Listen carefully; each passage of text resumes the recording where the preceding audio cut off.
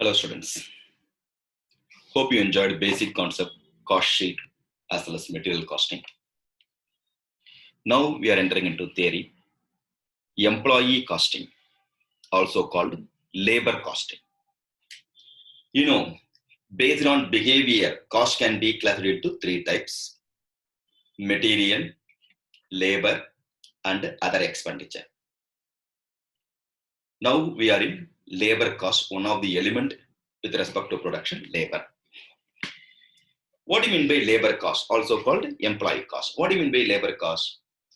Costs which are incurred for the purpose of human resources to produce a product.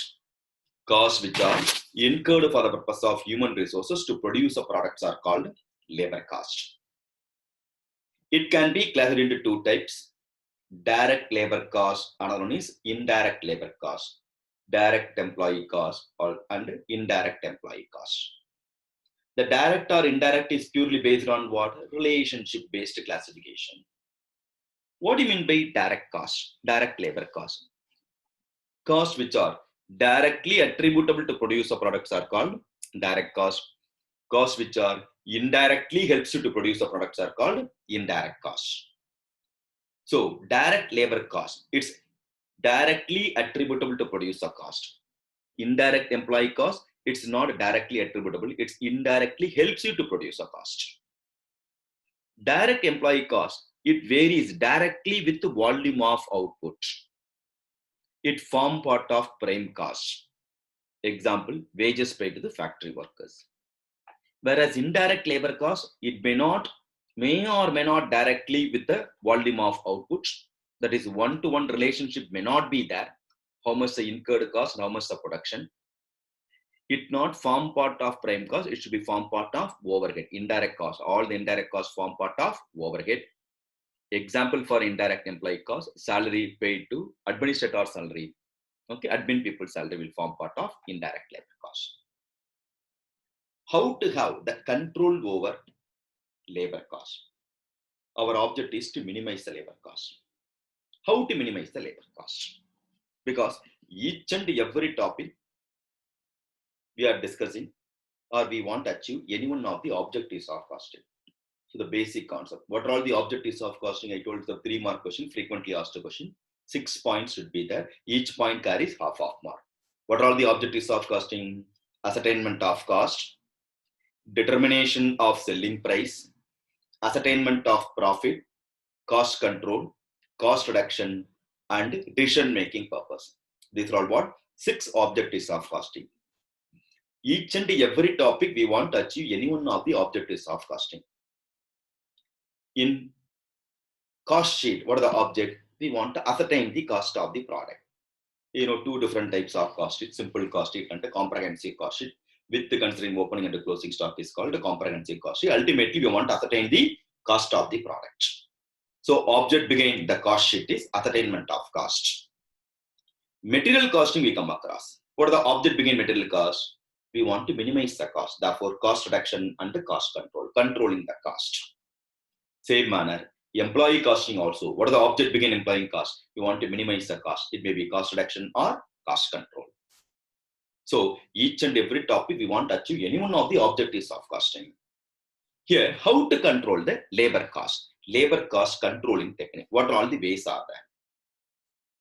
Assessment of manpower requirements, control over timekeeping, control over time booking, time and motion study, control over idle time, control over overtime, control over labor turnover, wages and incentive system, control over casual contract and out workers, job evaluation to merit rating, and labor productivity. These are all the various techniques are there to minimize the labor cost.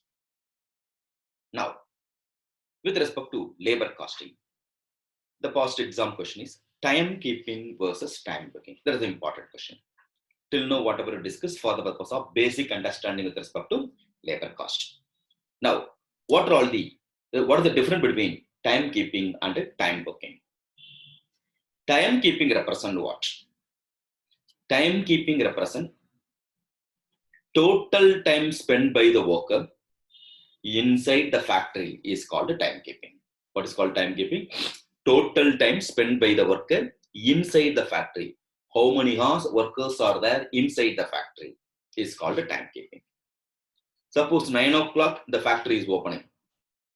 Until 6 o'clock it's working.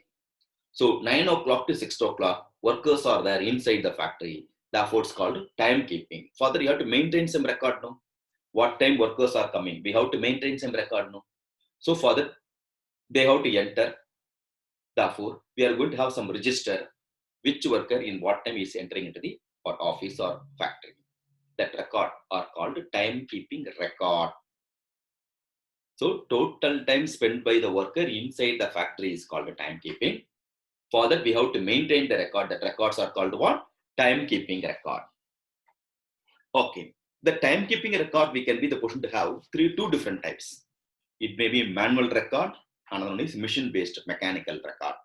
Nowadays, mechanical record only what frequent, popularly used to method.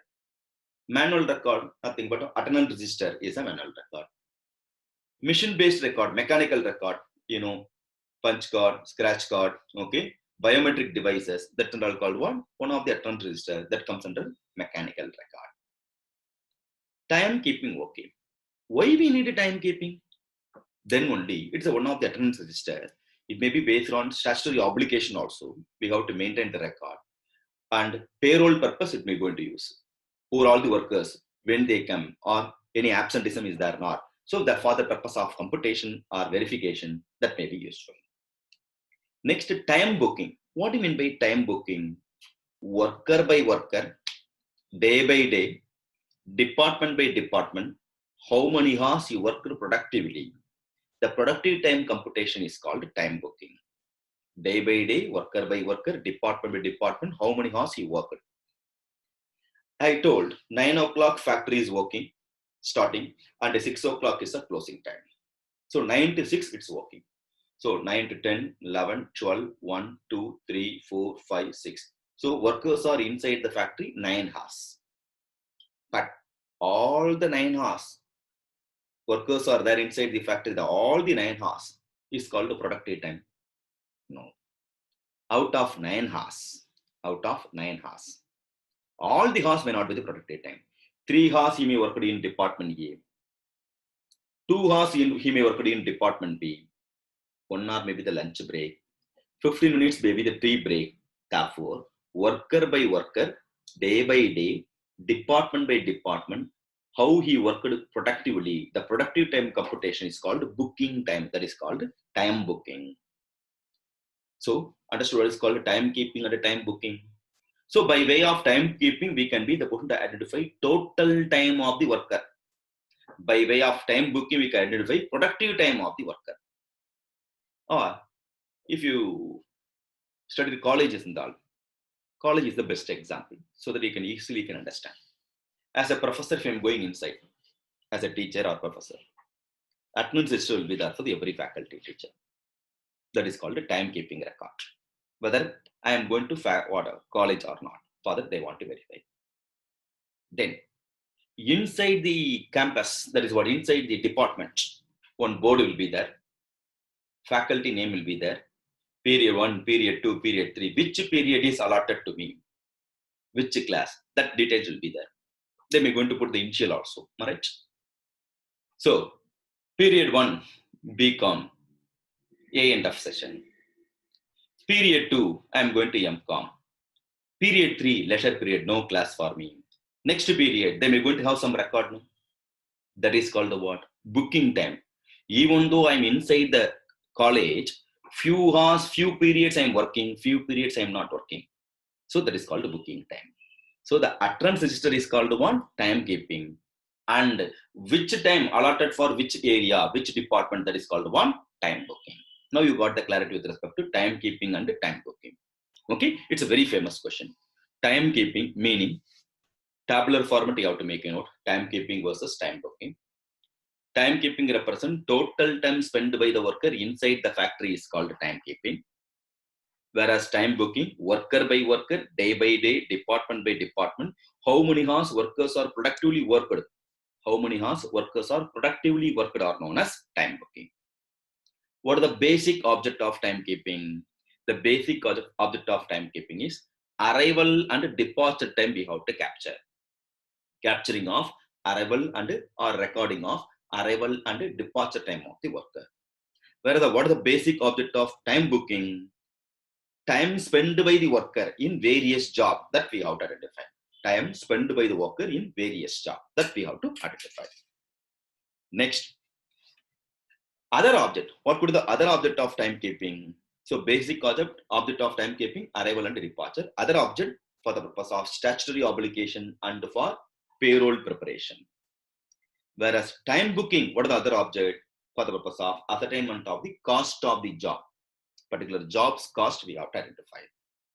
Next, timekeeping helps. How it is going to help? For the purpose of, by way of timekeeping record, we can identify total time, or which one we can identify, total time we can identify. Whereas that say productive time we can identify. By way of timekeeping, we can identify total time. Whereas here, productive time only, productive time we can be the person to identify. Next, methods. What are all the various methods are there in timekeeping? Methods we have discussed. One is what? Manual method. Another one is mechanical method. Now, manual method. Under manual method, it may be attendance register or metal disk method. Whereas mechanical method, timekeeping record, dial time record, punch card system, biometric device, that and all comes under mechanical.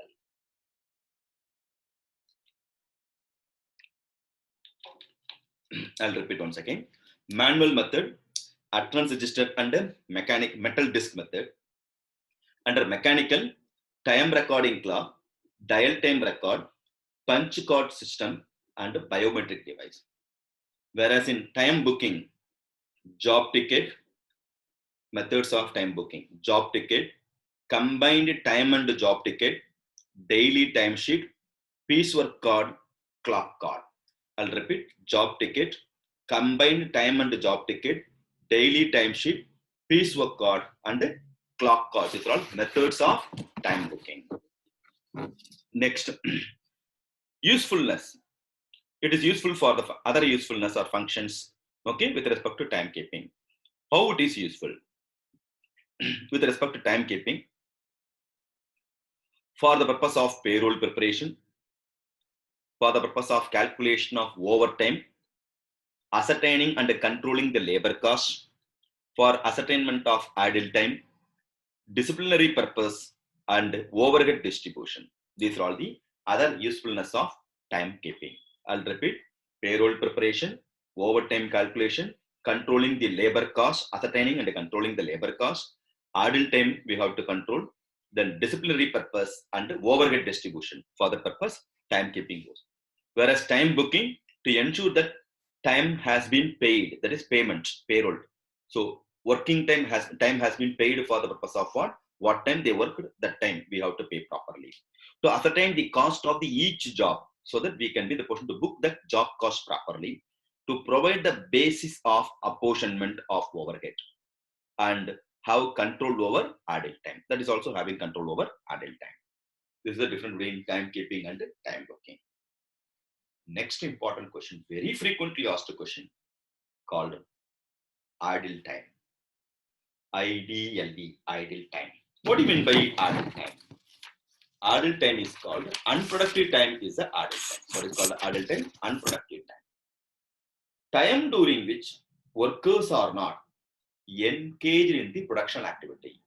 Nothing but idle time is nothing but unproductive time. Whether idle time is entitled for wages, will you pay wages for idle time? If you are not worked, are you entitled to get wages?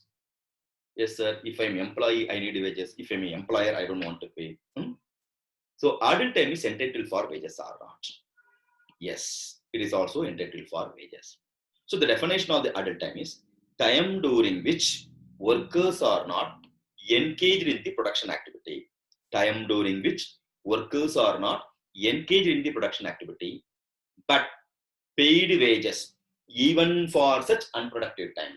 But paid wages even for such unproductive time are known as idle time. Okay. Now, how to compute idle time? So, idle time, how to compute? Total time minus productive time is equal to idle time. Total time minus productive time. How to compute total time? Just now we discussed how to compute by way of time keeping record. And how to compute productive time by way of time booking record. Therefore, idle time is equal to time as per the time keeping record minus time as per the time booking record is equal to idle time, or total time minus productive time is equal to idle time. Comfortable or not? Now, idle time can be broadly classified into two types, sir. One is normal idle time, another one is abnormal idle time. What is called normal idle time?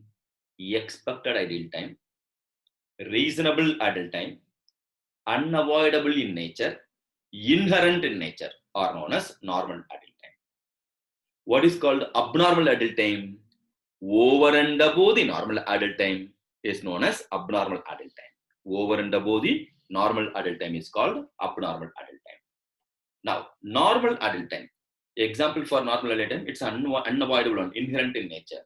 Example, tea break, lunch break. Is it practically possible for it to cut without tea break or lunch break?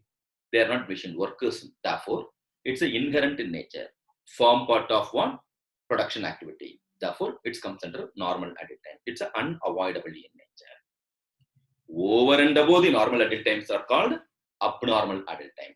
Over and above the normal idle time, known as abnormal idle time. That abnormal idle time can be broadly classified into two types: controllable idle time, another one is uncontrollable idle time. What is called controllable? What is called uncontrollable?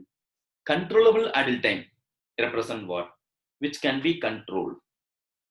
Control example for the controllable idle time, chatting time. After having lunch, workers are sitting under the banyan tree and talking about the union problem. Then comes under what? It's a controllable one. What is called uncontrollable one? Beyond control, uncontrollable one. Clear? Machinery breakdown, power failure, that and all one uncontrollable. So, whether normal or abnormal, controllable or uncontrollable, idle time is entitled for wages. In case of normal idle time, whatever the wages you are paying, that form part of cost of production. And in case of abnormal idle time, whatever you are paying, that's a loss to the company. Therefore, that we are transferred to cost of product. That they're answered to costing payable account. Normal idle time payment is a cost, therefore form part of cost of production. Abnormal idle time is expenses is a loss to the company, therefore that we have to transfer to costing P&L account. So understood what is called idle time and its accounting treatment. So explain idle time and its accounting treatment is a very frequently asked question. Now, shall we go to the next element?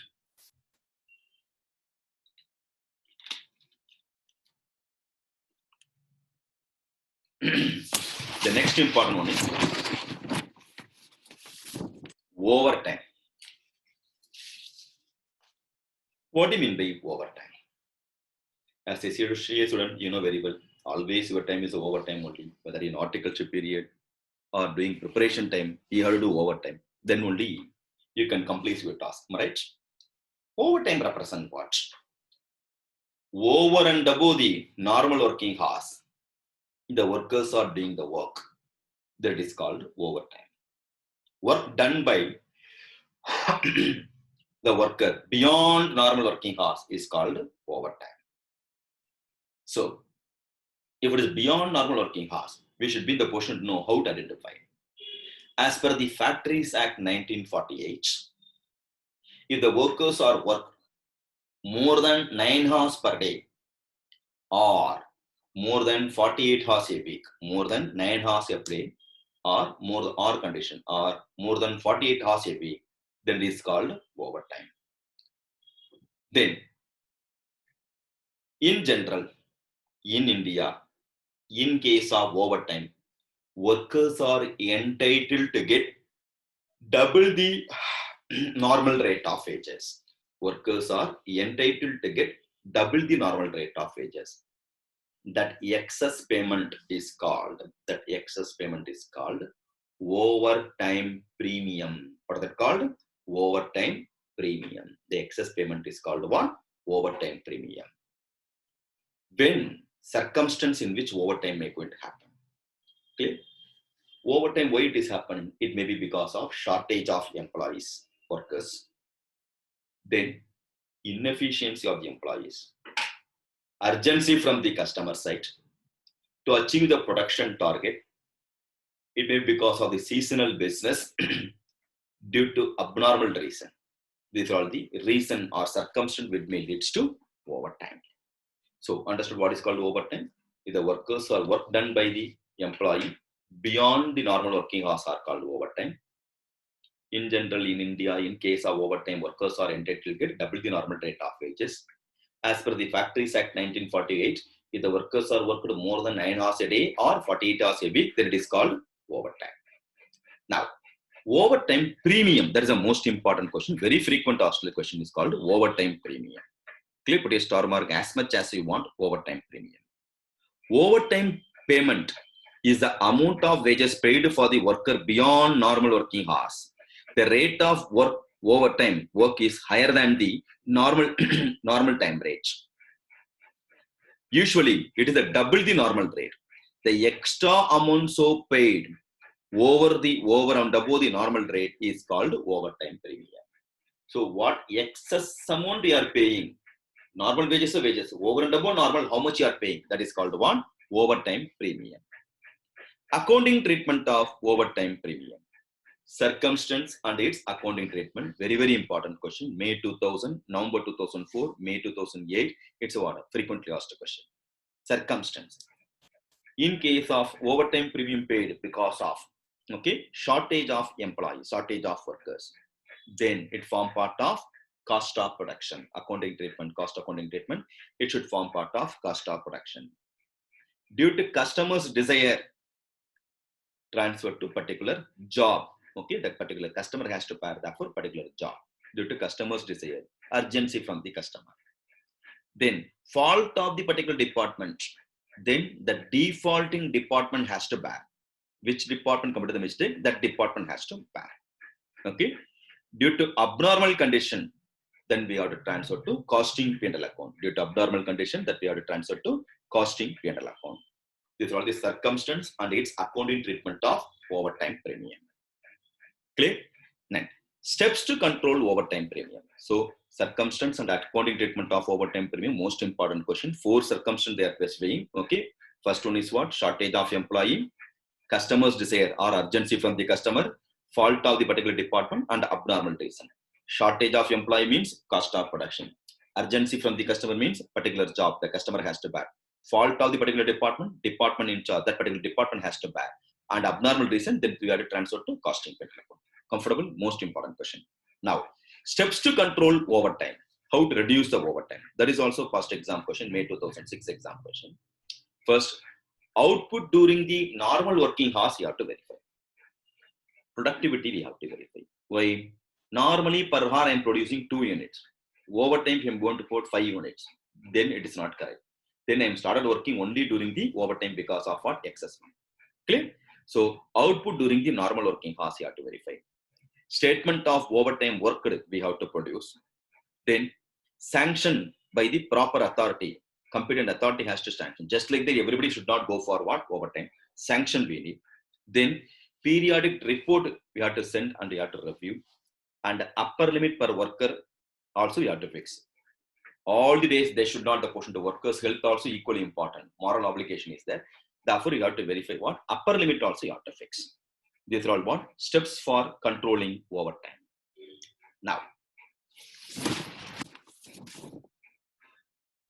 few questions based on theory-based question, past exam question.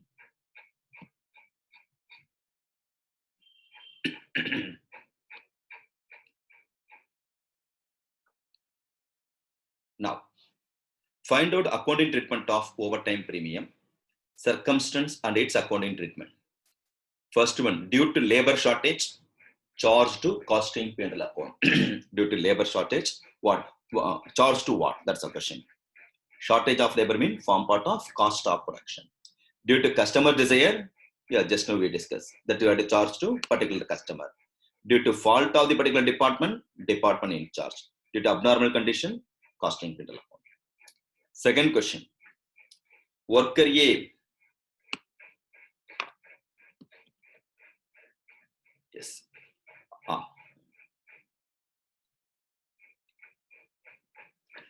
Worker A works 8 hours per day for a week, and due to urgency of the customer, B worked 10 hours for a last day to complete the job. Wage rate per hour is 10 rupees. 10 rupees. Find out overtime premium and its accounting treatment. What could be the overtime premium that we have to identify? Now, overtime represent what? Over and above normal working hours. The workers are worked more than 9 hours a day or 48 hours a week. Then it is called overtime. Worker A has worked for what? 8 hours. Assume number of days in a week is equal to 7. Okay, all the 7 days they worked. So they worked 8 hours into 7 days is equal to 56 hours. But as per the condition, what? More than 9 hours a day or 48 hours a week. So in a week, it worked more than 48 hours. So 56 minus 48. Worked hours 48, 56. But as per the rule, 48. The remaining 8 hours for worker A is a overtime. For B, worked only 1 day, 10 hours. But more than 9 hours a day is also form part of overtime. 1 hour is a overtime. Therefore, total overtime is equal to what? 8 plus 1, 9 hours is a total overtime. So overtime premium is equal to additional 10 rupees you have to pay. Okay, 10 rupees plus extra 10 rupees. The extra 10 rupees is called overtime premium. So 9 hours into 10 rupees, 90 rupees is overtime premium. So overtime premium is equal to 90 rupees. Since it's due to urgency of the customer, we can charge to that particular job that customer has to manage. Clear? So hope you understood overtime premium also. Am I right? Good. So comfortable with respect to overtime premium? Yeah. Next, shall we go to next important element called labor turnover. The most important segment is called one, labor turnover. Now we are going to discuss about labor turnover. What do you mean by labor turnover? Labor turnover represents change in labor force during a particular period of time. Change in labor force during a particular period of time is called labor turnover. What is called change in labor force? Inflow and outflow of labor. Inflow and outflow of labor force is called labor turnover. How many workers are coming and joining the organization? How many workers are going out from the organization? That inflow outflow calculation is called one, labor turnover. Change in labor force during a particular period of time. How many workers are joining in the organization and how many workers are going out from the organization is called labor turnover. We have to express the labor turnover in terms of percentage. Labor turnover you have to express in terms of percentage. Higher the labor turnover is best or lower the labor turnover is best? High labor turnover leads to high cost of the company. Therefore, lower the labor turnover is advisable. So, lower the labor turnover is advisable. What are all the terminology associated with the labor turnover? What are the terms? Separation, replacement, new recruitment, accession, and average labor force. These are all the terms or terminology you have to remember. What are all the separation, replacement, new recruitment, accession, and average labor force. These are all the terminology or terms associated with the labor turnover.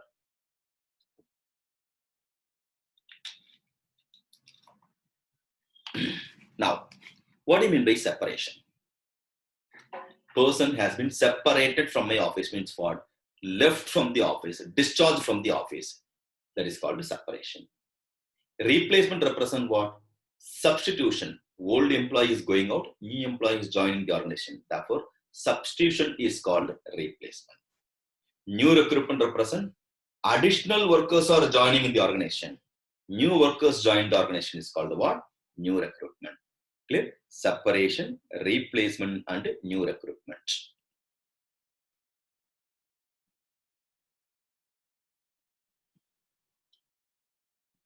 Yeah.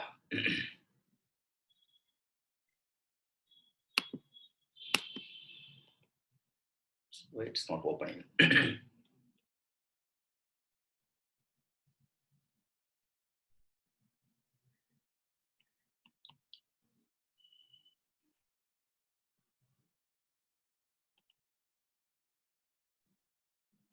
I'll check.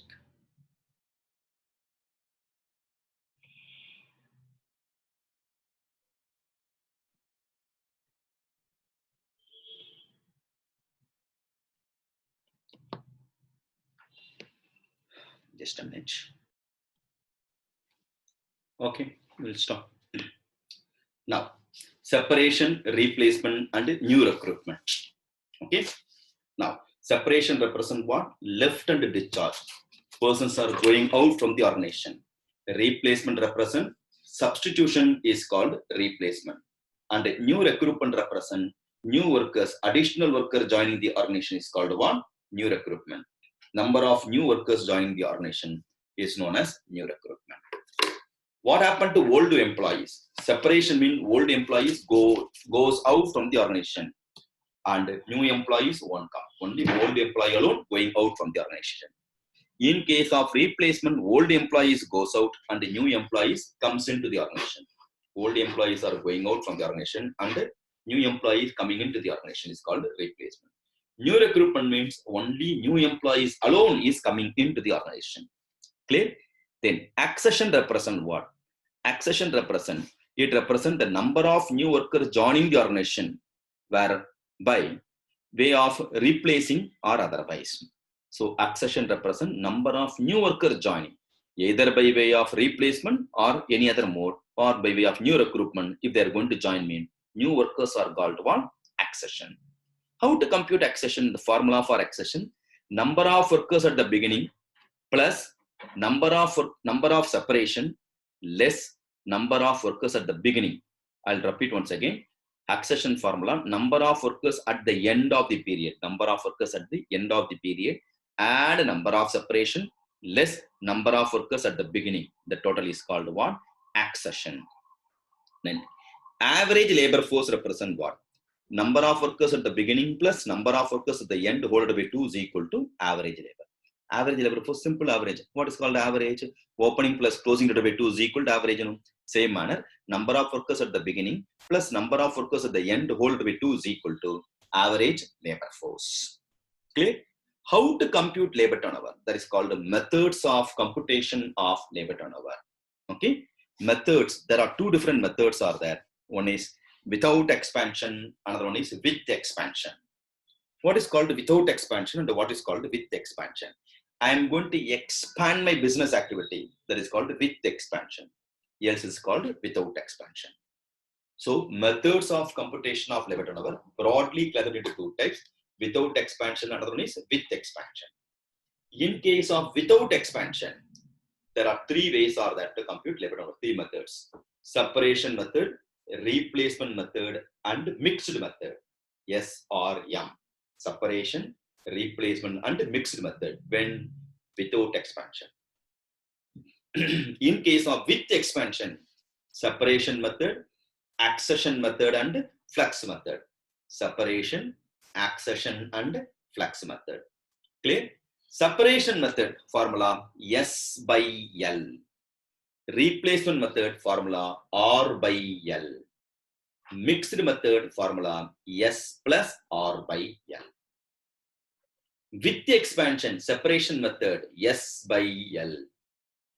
Replacement method, that is accession method, A by L. And flux method S plus A by L. Clear?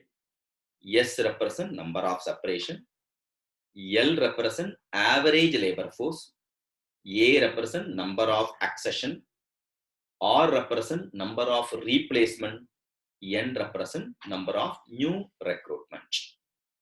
Now, equivalent annual, that is what? Separation, replace. These are all various methods are there with respect to computation of labor turnover.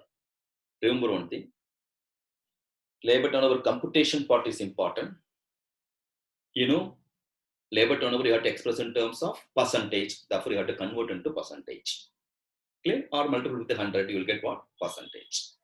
Now, in exam, they won't specify the problem is based on with expansion or without expansion. That's why you should be strong in theory. How to identify the problem is based on with or without expansion? I told you expansion. I am going to expand my business activity. If I'm going to expand, I need additional workers.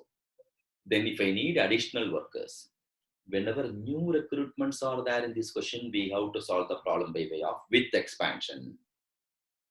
If the new recruitment is not there, then we have to solve it by way of without expansion. Understood? So accordingly, 3 different sets of formula I have to apply. Last year they asked with respect to labor turnover, 10 mark question they asked. That is too much. Okay? Instead is giving mark like anything. But small test. They asked equivalent annual labor turnover. What is called the equivalent annual labor turnover? Labor turnover converting into computed labor turnover, whatever the labor turnover we have computed, that we have converted into per annum basis, equivalent annual, therefore per annum basis. Computation of labor turnover on per annum basis is called what? Or converting the labor turnover into per annum basis is called equivalent annual labor turnover. So equivalent annual labor turnover nothing but computation of labor turnover on annual basis. For example, if the labor turnover you got 5%, equivalent annual labor turnover is equal to 5 into 12, 60%. Replacement method you got 10%.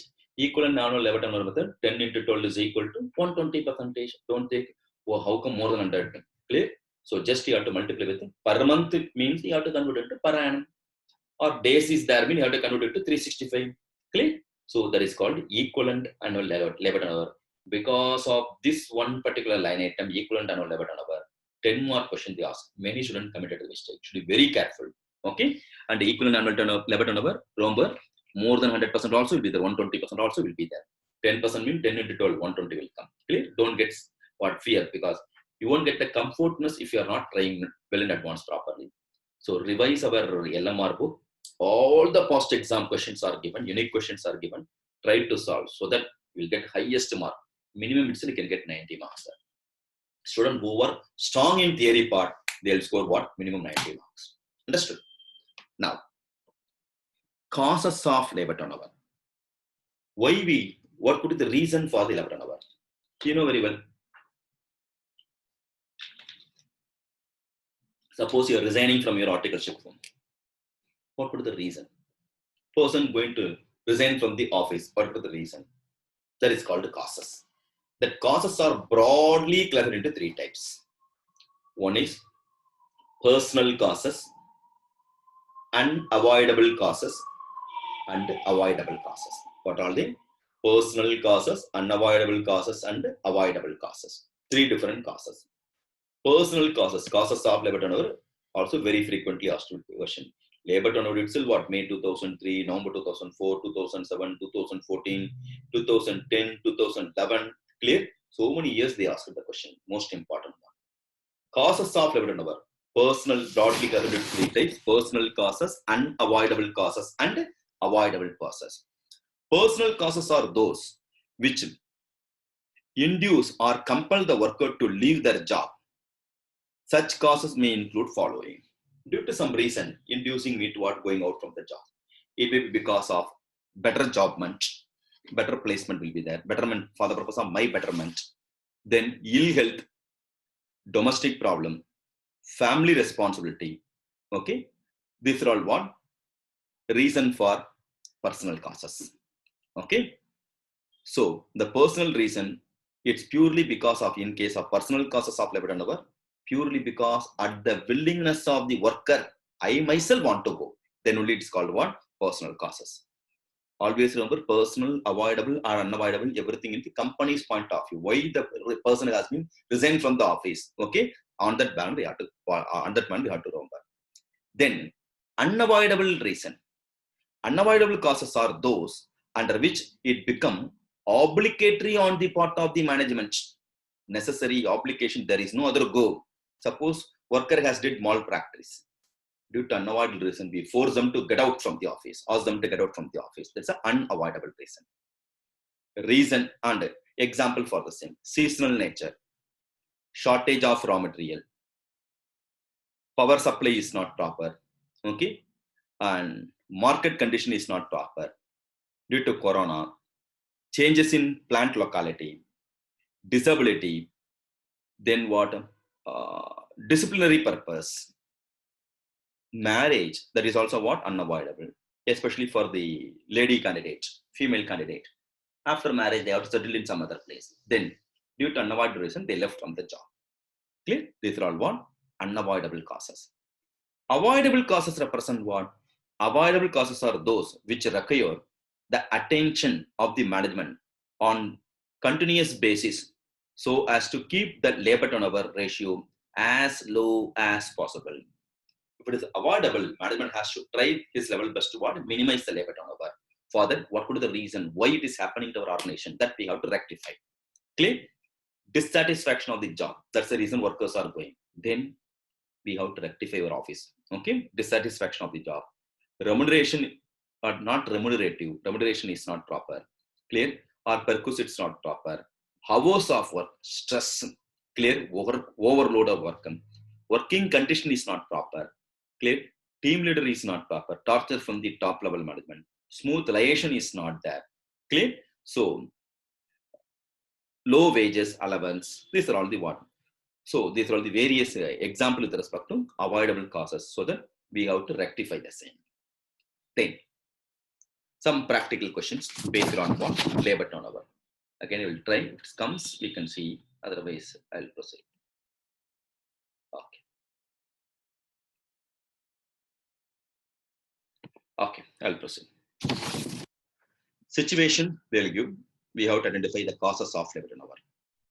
First one, disciplinary measure. What could be the reason?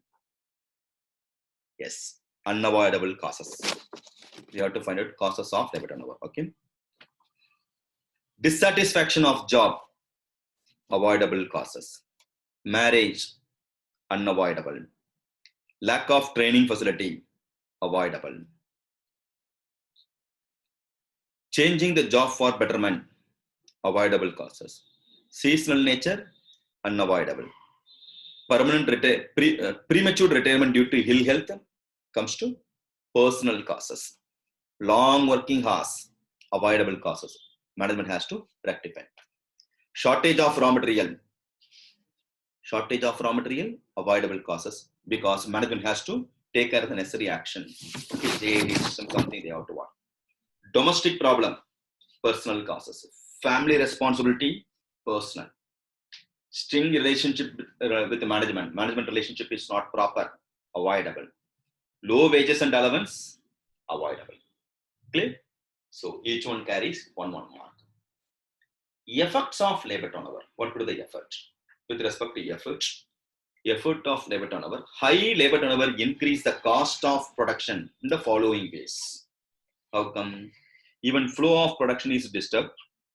Efficiency of new worker is low. Productivity of new but experienced worker is low at the beginning due to what? New worker. There is increase in cost of training and other expenses, and breakage, leakage may be possible. These are all the effect with respect to labor turnover. Then it's a general question only. Next one is cost associated with the labor turnover. Cost. The costs are broadly classified into two types. One is prevention cost, another one is replacement cost. Prevention and replacement. Prevention cost. I am preventing you to what? I am preventing you to what? Go out from the office. That is called the prevention cost. For that purpose, my employee should not go out from the office. For that, I am going to give perquisites or to and fro or conveyance or cab facility or canteen facility, children's education allowance or dress allowance. So if I'm going to give some type of perquisites, then that cost will come under prevention cost. I'm preventing you to go out from the office. Replacement cost represent what? You left from the office and I'm getting, for the purpose of recruitment, I'm going to incur expenses. So since you have gone out, I am going to incur the extra cost for the purpose of replacement. That's why it's called one replacement cost. Training expenses will come under replacement cost. Advertisement expenses, promotional expenses, clear, this and all will come under one replacement cost. Clear? So prevention cost and replacement cost. New worker has spoiled the brake because of spoilage, leakage, breakage, or waste of material waste has increased. That is also comes under what? Replacement cost. So prevention and replacement cost. Low labor turnover leads to low replacement cost, whereas high prevention cost. High labor turnover, high replacement cost, but low prevention cost. Okay. Therefore, there is a reciprocal relationship between prevention cost and replacement cost. Steps to minimize labor turnover. What all the steps are there? Steps to minimize labor turnover. Exit interview. There are 5 steps are there. Very frequently asked a question. Okay. What are all the steps to minimize? We want to minimize the labor turnover. How to reduce the labor turnover? Exit interview, job evaluation and analysis, scientific system of recruitment, enlightened attitude of management, and use of committee. These are 5 steps to minimize labor turnover. What are the exit interview, job evaluation and analysis, scientific system of recruitment, enlightened attitude of management, and use of committee. Exit interview. What is called exit interview? Interview at the time of what? Admission we are going to do. Exit interview at the time of going out from the office. We are taking interview like feedback. So what would be the reason if you are going out? The employee mentally prepared to go out from the office, he will give the proper feedback or proper reason. So that management can be in the position to verify whether we can be in the position to rectify or not to identify. So true information we can get. Job analysis and evaluation. Before recruiting the worker, job analysis and evaluation may be carried out to ascertain the requirement of each job, appointing the right person in the right place. Otherwise, labor turnover is going to get increased. Scientific system of recruitment, placement, and promotion. The organization should make use of the scientific system of recruitment, selection, placement, promotion of the employees. Otherwise, labor turnover will have increase. Or suppose in my office, frequent tour will be there, outstation work will be there. Before I am going to give the acceptance appointment order, I have to tell. So that the employee will mentally prepare. Suppose one particular employee not able to go for outstation, then the moment I am going to say you have to go for outstation, that time labor turnover is going to get increased. So that and all we have to do well in advance. Enlightened attitude of management. What is called enlightened attitude of management? Smooth liaison between employee should be there. Friendly basis or ultimately everybody is working for the purpose of their fortune. So how smoothly we have to produce the product? How smoothly we have to get the work from the employee supposed to have. So give and take policy should be there. That is called what? Enlightened attitude of management. Use of committee. Use of committee is represent what? It's control over the worker. Something is happened, some grievances are there. Appoint some committee. What would be the reason? Suppose one particular division alone, labor turnover is very high. I am having many places, my branch is having many places. Only in Bangalore branch, labor turnover is very high. Then I have to appoint some committee. What would be the reason? I have to identify. So I can have the overall idea about how to control the labor turnover. I can be the person to get. These are all the 5 steps to minimize labor turnover. What are all the 5 steps are there? Exit interview, job evaluation and analysis, scientific system of recruitment, enlightened attitude of management, and use of committee. Clear? So remember one thing, labor turnover you have to express in terms of percentage. With expansion or without expansion, examination they won't give. Number of new workers are there, mean you have to solve the problem by way of with expansion. Number of new recruitment is not there, mean we have to solve it by way of without expansion. Equal and annual turnover, what to do? You have to convert into per annum basis is called equal and annual labor turnover. These are the points you have to remember with respect to labor turnover. Now, some practical problem. Find out the following cost comes under what type of associated cost in labor turnover. 2 types of associated cost are there. What are the cost, associated cost, prevention cost, and replacement cost. So you have to identify, this will comes under prevention or replacement cost. Shall we try?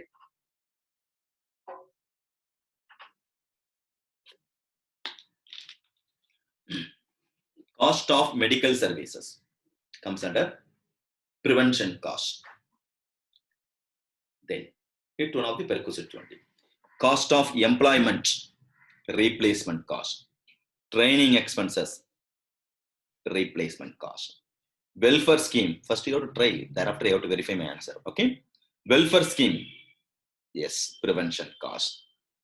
Pension, yes, prevention cost. Abnormal breakage, scrap due to inefficiency of the new worker, replacement cost. Good. Next. We'll go to next important segment. As of now, labor turnover over. Okay. The next important segment is job evaluation and merit rating. For how many years they ask? How many times they ask? November 1991, May 1994, 96, 99, 2001, 2008. So many years they ask what? Job evaluation and merit rating. That much important question. Difference between job evaluation and merit rating. Okay. Job evaluation represent what? Job evaluation is the ascertainment of cost, ascertainment of the relative worth of the job within the company. Relative worth of the job within the company. And merit rating represent assessment of the relative worth of the man behind the job is called merit rating. Evaluating the job is called job evaluation.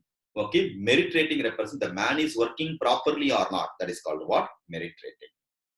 Job evaluation versus merit rating. Clear? So, job evaluation. Job evaluation is the assessment of the relative worth of the job within the company is called job evaluation. Object of job evaluation and its accomplishments are means to set up a rational way and salary structure. So job evaluation help you to fix the rational way to fix the salary structure. Whereas merit rating provides a scientific basis for determination of fair wages of each worker based on his ability and performance. Fixation of salary structure, job evaluation. In that job, to whom I have to give more salary or whom I have to give promotion, that and all merit rating going to give. Result. Job evaluation simplify the wage administration by bringing uniform in wage rate. Uniformity in wage rate. Whereas merit rating is used to determine fair rate of payment for the different workers. Understood? So what I am going to get the same manner other person, other child on not going to get. That is called what? Fair rate based on disability. Job evaluation, easy way to understand. I am evaluating the job, whether this job is worth it or not. That is called job evaluation. Mostly on employee's point of view. Merit rating, whether I have to give a promotion for this particular employee or not, based on his merits only I have to give. It's purely based on employer point of view. Understood? So job evaluation and merit rating is nothing but just like a ranking. Many people will be the workers will be there. One person only going to get the promotion, or few person only going to get the promotion based on what? His merit, his working ability. Clear? How he is working in the office, how he is communicating, what about the attitude. Clear? All those things important for merit rating. Now, practical problem also. Okay, concept based theory question. Find out the following items comes under job evaluation or merit rating. Assessment of relative worth of the job, relative worth of the man behind the job comes under merit rating. Assessment of relative worth of the job within the company, job evaluation. Accomplishments are means to set up a rational way and a salary structure, job evaluation. It simplifies wage administration by bringing an uniformity in wage rates, job evaluation. It is used to determine the fair rate of pay for different workers, merit rating. Clear? So job evaluation to merit rating, put a star mark as much as you want. Next important, casual worker and out workers. Casual worker and out worker. I want to finish my work. How to finish the work? For that, casual worker and out worker, two different workers. Out worker, very easy to understand. Outsourcing the work is called out worker. Casual worker is for temporary worker. Casual is coming and finishing the work. During my tax audit, suppose I want to complete one important work, one company's work. Then my old articles I am calling. Why did you come and finish the work? He will come for the purpose of completing that particular assignment alone. Therefore, he is not my regular employee. Casually, he'll come and do the work. Right? Now, out workers, now he is also practicing. He is telling, kindly transfer the file, sir. I will finish the work and give back to you. So whenever he finds time, he will go to complete the work. Therefore, I'm outsourced. Anyway, I want to complete the assignment. Therefore, I can outsource the assignment. That is called what? Out workers. So casual workers, out worker, most important one. Casual worker is appointed for the short duration to carry on normal business activity in place of a regular but temporarily absent worker. Okay, regular worker whoever is temporarily absent, for that to fulfill the same, we are going to appoint the worker is called casual worker. Out workers who does not work in the factory premises. He is not working in the factory premises, but the work from his home or at the site outside the factory to known as out workers. Just outsource the work. He may going to do the work in his home itself. Casual worker, he is engaged for the regular work inside the factory, whereas out workers, he is supplied with the raw material and the tools necessary for carrying out the job. He is usually engaged on specialized job. Then casual worker, he is paid on daily time basis. It is also known as daily wages. Casual worker is also known as here daily wages. Whereas out workers, and out worker who works from his home, he is usually compensated on beyond the base of the output. Based on assignment or output, out workers we are going to pay. Whereas casual worker, time basis or daily basis we are going to pay. So casual workers versus out worker is also a most important question. The last question in this topic is, now only are happy. Last question in this topic is factors for increasing labor productivity. How to increase the labor productivity? First one, employing only those workers who possess the right type of skill. Skilled worker only out of point. It's a first way to improve the productivity. May 2018 exam question. Second one, placing a right person in the right job. We have to give the proper training. Avoid excess or shortage of worker. Okay, correct number of workers should be there. And simplification and standardization of work. So smooth flow for the purpose of process-oriented industry, you have to convert. So simplify and standardize the work. These are all the what? Ways to increase the labor productivity. So with this, labor costing theory. Happy? Good. Concentrate theory, you have to get highest mark in my paper. Okay? All the best. Come.